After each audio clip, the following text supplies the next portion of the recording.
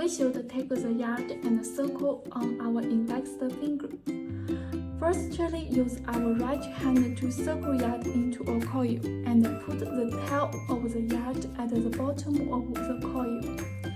The hook insert the circle, pull yarn through, and then we hold this part here and put the tail of the yarn at the bottom to tighten the knot.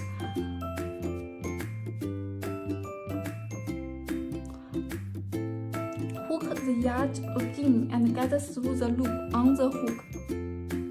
So we get the slip knot.